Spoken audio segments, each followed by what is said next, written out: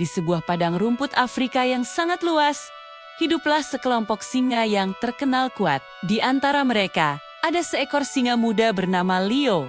Surainya begitu lebat dan indah, membuat semua hewan berpikir dialah singa yang paling ganas. Tapi, Leo punya rahasia besar. Setiap malam, saat singa-singa lain pergi berburu, Leo tidak ikut. Ia justru menyelinap pergi ke sebuah tempat rahasia di balik bukit. Di sana, tersembunyi sebuah kebun yang subur miliknya. Yah, benar, sebuah kebun. Alih-alih mengejar rusa atau zebra, Leo lebih suka mengunyah wortel yang renyah dan manis. Ia akan memetik tomat yang merah ranum langsung dari tangkainya, lalu membelah semangka, berair untuk dinikmati di bawah sinar bulan. Baginya, rasa brokoli yang sedikit pahit, tapi segar, jauh lebih nikmat daripada daging apapun di dunia ini. Inilah rahasia Leo, singa yang lebih mencintai sayuran daripada berburu. Namun, teman-teman Leo mulai curiga. Mereka bertanya-tanya, kenapa ya?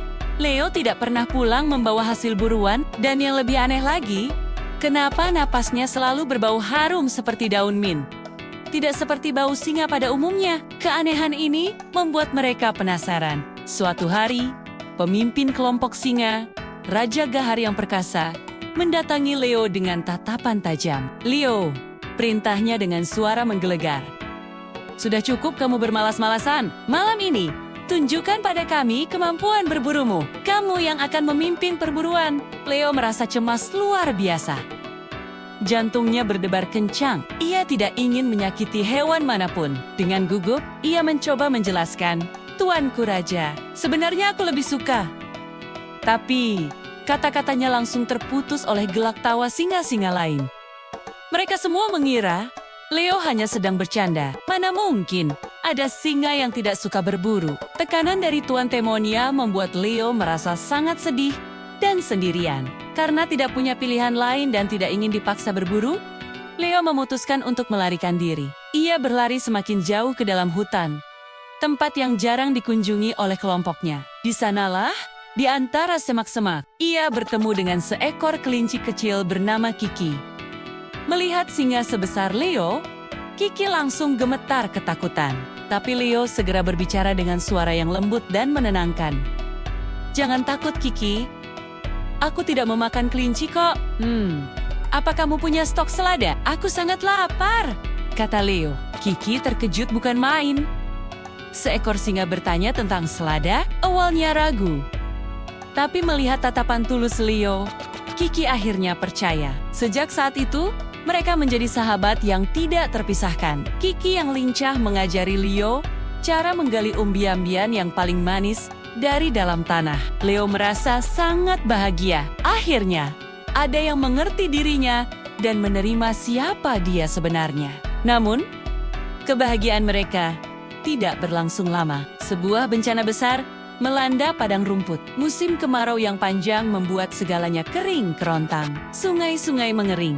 Rumput menjadi coklat dan rapuh. Banyak hewan mulai jatuh sakit karena kekurangan makanan dan air. Kelompok singa pun ikut menderita. Mangsa mereka, seperti rusa dan zebra, telah pergi jauh untuk mencari sumber air yang baru. Satu persatu, singa-singa yang perkasa itu mulai lemas karena kelaparan. Mereka tidak punya energi lagi untuk berburu. Melihat teman-temannya yang terbaring lemah, Leo merasa sangat khawatir.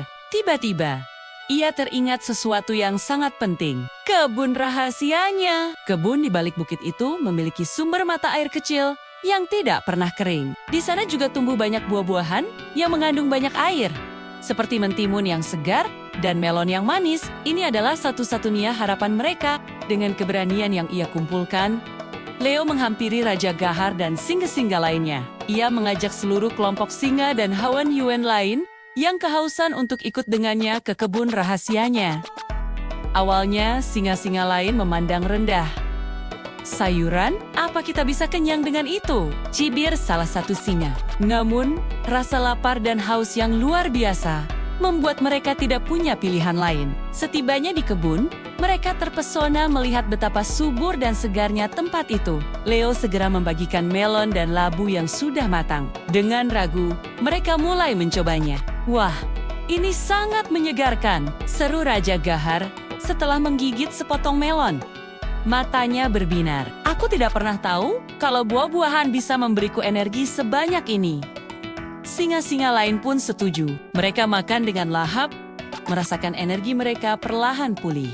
Tak lama kemudian, musim kemarau yang panjang akhirnya berakhir. Hujan turun membasahi padang rumput, dan kehidupan kembali seperti semula.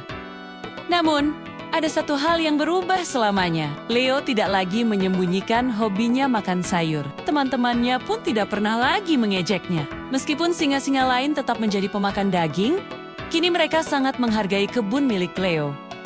Mereka sering datang berkunjung untuk ikut makan buah-buahan segar sebagai pencuci mulut setelah berburu. Leo telah membuktikan kepada semua orang bahwa menjadi berbeda bukan berarti lemah. Justru dengan menjadi dirinya sendiri, ia berhasil menyelamatkan seluruh padang rumput dari bencana. Sejak hari itu, Leo tidak lagi dikenal sebagai singa yang aneh, melainkan sebagai singa hijau, penjaga kebun yang paling bijaksana dan dihormati di seluruh Afrika.